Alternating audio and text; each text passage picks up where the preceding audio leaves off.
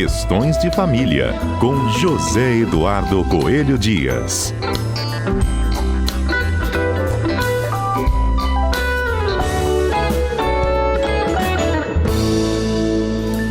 Edu, bom dia para você. Bom dia, Fernanda. Bom dia aos nossos queridos ouvintes da Rádio CBN. Mês de julho, a gente inicia mais uma série especial. Desta vez, a gente fala sobre a evolução dos relacionamentos e da união estável, não é isso, Edu? Muito importante a gente falar sobre isso, Fernanda, porque a união estável é como se diz, é um produto tipicamente brasileiro, né? Jura? Então é bom que a gente... Não, ele existe em alguns lugares, mas não com as feições que nós temos aqui. Então é muito importante a gente definir isso com bastante clareza para que as pessoas não se enganem, né? Não criem ou expectativas equivocadas, mas também saibam, né, defender os seus direitos quando estiverem nessa situação, né? Uhum. Vamos falar então, o que é a união estável, até do ponto de vista da Constituição, ela existe desde quando? Olha só, o que acontece? O nosso ordenamento jurídico, desde lá do Império, né, do Brasil colônia, nós sempre tivemos uma mistura da religião com a legislação. Essa mistura só foi ser ameaçada, vamos dizer assim, com a proclamação da República. Então, desde Brasil colônia, nós temos uma vinculação grande das leis para o cidadão com as leis da igreja, no caso a Igreja Católica, que era quem tinha maior influência.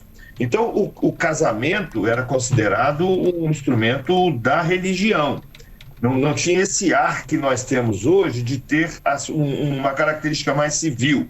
Então, sendo regida pela Igreja Católica, era o casamento indissolúvel e que só se admitia como realizado depois do cumprimento de uma certa liturgia, depois de uma certa... passar por determinadas solenidades, tá? E até hoje, Fernando, nós temos o casamento como o ato mais formal e mais solene do nosso direito.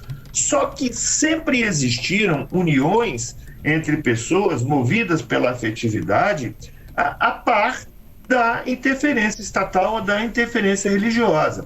E aí o Estado só veio reconhecer essa realidade a partir da Constituição de 1988. Uhum. Então, a partir da Constituição de 1988, é que nós tivemos a admissão do reconhecimento de uma entidade familiar a partir da convivência pública, contínua e duradoura com o propósito de constituição de família. Agora, olha só que coisa interessante, Fernando. Mesmo com a Constituição reconhecendo que o Estado deveria proteger, admitir e aceitar essas uniões entre pessoas, e a lei dizia, né, entre homem e mulher, né, a Constituição dizia entre homem e mulher, como entidade familiar, dizia que tinha que facilitar a conversão dessas uniões em casamento. Então, mesmo com o reconhecimento da união estável, o propósito sempre foi o casamento. E apesar de, desde 1988, estar na Constituição essa garantia, nós só tivemos a primeira lei em 1994, a Lei 8971, que regulamentou o direito aos alimentos. Porque, note bem, Fernanda, sim, antes de 1988, e antes de 1977, vamos dizer assim, nós não tínhamos nem o divórcio, né? E aí o que acontecia? A partir de 1977, começamos a ter o divórcio, que passava pela separação judicial. Agora, sempre tivemos as uniões entre pessoas com a afetividade, vivendo como se família fosse.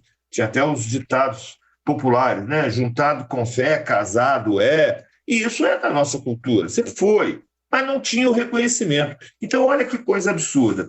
Quando havia uma separação de um casal desses, você tinha, principalmente para a mulher, uma situação bastante complicada, porque ela não tinha direito à pensão alimentícia. Por que não tinha direito à pensão alimentícia? Ora, se ela não era casada, se não existia uma proteção para a união estável, quando ela saía com as mãos abanando. E também não tinha direito aos bens.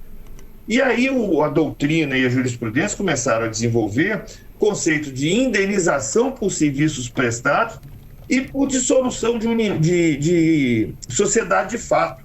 Agora, note bem, essas dissoluções de sociedade de fato significavam o seguinte, que quando você ia repartir o patrimônio, você teria que considerar o chamado esforço direto para a constituição do patrimônio. Porque aquela entidade não existia na lei. E apesar das pessoas viverem como se casados fossem, viviam também sob a égide de uma cultura patriarcal. Ou seja, o marido trabalha fora de casa, constitui patrimônio e a mulher fica em casa cuidando dos filhos. Ora, é óbvio que essa mulher não teria como ter capital para participar diretamente da aquisição de bens. Então, o que se acontecia era dissolver a sociedade de fato, que não era considerada família, e essa mulher saía do jeito que entrou, com nada, né? E sem pensão alimentícia. E aí começaram a dizer, mas não é justo, então, pelo menos por serviços prestados. E aí pagava-se uma espécie de uma indenização como se aquela mulher tivesse sido empregada daquele homem durante... E que, na verdade, acabava sendo, né, Fernanda? Por conta dessa essa questão toda aí que a gente sabe, do patriarcado, do machismo que a gente tem na nossa sociedade, elas eram feitas como empregadas e recebiam como se fosse uma indenização pelos serviços prestados. Nós já tivemos a primeira lei para resolver essa situação, apesar do reconhecimento da existência da união estável ser de 1988, a primeira lei só veio em 1994, admitindo que as mulheres que tivessem convivido nesse sistema tivessem direito a alimentos, a pensão alimentícia. E olha, o que é mais bizarro ainda é que a primeira lei que vai realmente ampliar o conceito de união estável e vai definir a união estável de uma forma mais clara, estabelecendo alguns direitos, alguns deveres dos conviventes, inclusive reconhecendo a presunção de esforço comum para a aquisição dos bens, só veio em 96, 8 anos depois da Constituição em vigor, é que nós tivemos o reconhecimento da presunção de esforço comum da aquisição dos bens. E a situação só se consolida efetivamente em 2002, com o Código Civil. Então, veja, hoje a gente vê as uniões estáveis como alguma coisa muito tranquila, mas nós só tivemos realmente algum avanço a partir do Código Civil de 2002. Então, não foi fácil o caminho, né? Não foi um caminho tão sereno, né, podemos dizer assim, para o reconhecimento dessa família formada a partir da efetividade e não a partir de um documento do Estado, até o reconhecimento de plenos direitos como a gente tem hoje, né? Isso. Zedu, vamos para o Repórter CBN juntos? A gente volta para fechar? Com certeza. Vamos lá. Bom, de volta com o nosso CBN Vitória. Hoje é segunda-feira, dia 7 de julho de 2025, e a gente está falando sobre a união estável, né? Como é que foi a evolução dos diferentes tipos de relacionamento que hoje a gente dá nome de união estável, né, Zedu? Na história da família brasileira. Antes era considerado concubinato. Pois é, nome feio. A raiz desse nome também, etimológico, horrorosa, né? Porque concubina é aquele que divide o leito, né? Que divide a cama. Então, é como se a relação se resumisse a isso, né? A cama, né? Meu Deus. E aí a gente até questiona, bom, se a mulher recebia, então, uma indenização por serviços prestados e ela era concubina, né? Olha a posição que se colocava a mulher, né? Recebia por ter usado a cama, enfim, é uma coisa terrível, terrível. Hoje a gente olhando para trás, a gente nem acredita, porque como assim que a gente passou por isso, né? Duas pessoas que se amam, duas pessoas que querem constituir família, têm filhos, ou não, né? Mas enfim, e aí de repente são reduzidas a isso. Hoje nós temos uma legislação que protege efetivamente essa formação familiar, porque família tem que ser reconhecida, Fernanda, independentemente do modelo que ela segue. Família é uma coisa muito preciosa. A gente não pode submeter a família a determinadas formalidades que são incompatíveis até com essa relação de afeto, de carinho, de compromisso, né? Porque a união estável também diz isso, né? Diz sobre o compromisso. Aliás, o conceito de união estável, né? Que é a relação pública no sentido que todos sabem que ali está uma família contínua, ela não é aquela relação que vai e volta, ela é uma relação contínua e duradoura, e tem o propósito de constituição de família, ou seja, as pessoas estão ali como família, efetivamente como família. Não é uma brincadeira, não é uma modinha, e isso merece a proteção jurídica, e felizmente o nosso legislador constituinte se atentou a isso, e o legislador infraconstitucional também, apesar da demora, conseguiu também colocar. E agradecer sempre também o próprio Supremo Tribunal Federal, que vem fazendo um serviço no sentido de suprir as lacunas da lei e autorizando, como aconteceu, por exemplo, lá em 2011, de autorizar a constituição da união estável entre pessoas do mesmo sexo ou pessoas do mesmo gênero, reconhecendo que essas pessoas que dividem contas, afetos e pão têm o direito de serem reconhecidas como família, né? O Supremo Tribunal disse isso lá em 2011, e algumas equiparações que foram feitas entre as regras do casamento e as regras da união estável. Lembrando que união estável não é forma, união estável é fato.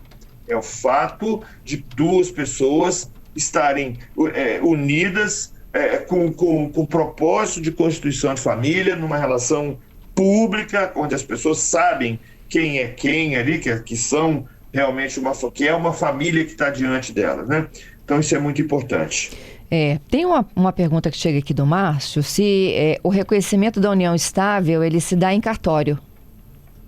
Você pode fazer o reconhecimento, juntar com a outra pessoa que compõe essa união estável e pedir para lavrar uma escritura pública, e aí você pode, é interessante a gente falar sobre isso, você pode inclusive dizer qual é o regime de bens que você pretende que vá reger aquela relação. Se você não especifica o regime de bens, vai ser regido pelo regime da comunhão parcial de bens. Mas você pode até colocar com separação total, comunhão universal, assim como é no pacto antinupcial do casamento, né? Você pode fazer isso por mero contrato, porque a natureza disso é declaratória. Recentemente foi autorizado, inclusive, o registro dessas uniões estáveis em cartório, que dá uma certa garantia para as partes envolvidas, né? Não precisa provar mais nada, porque o registro já faz prova e dá publicidade ao fato. E é isso. Tá? Você pode sim reconhecer em cartório. Agora, se houver resistência, se uma das partes não quiser reconhecer, ou no caso que acontece muito também, do falecimento de uma das pessoas integrantes dessa união estável, e aí, até para fins sucessórios, você tem que provar, e a prova é feita aí sim por meio de uma ação de reconhecimento de união estável, ou quando as pessoas resistem ou quando não é possível fazer a declaração. Entendido. Bom, próximo episódio, segunda que vem. Segunda que vem estaremos de volta falando mais um pouco sobre a união estável, dando mais detalhes, porque é muito importante que as pessoas entendam realmente o que é uma união estável, o que é um namoro, o que é um namoro qualificado. Vamos ter tempo para falar sobre isso tudo aí, viu, Fernando? Eu acho que vai ser muito bom. Obrigada, viu, Zedu? Até a próxima segunda.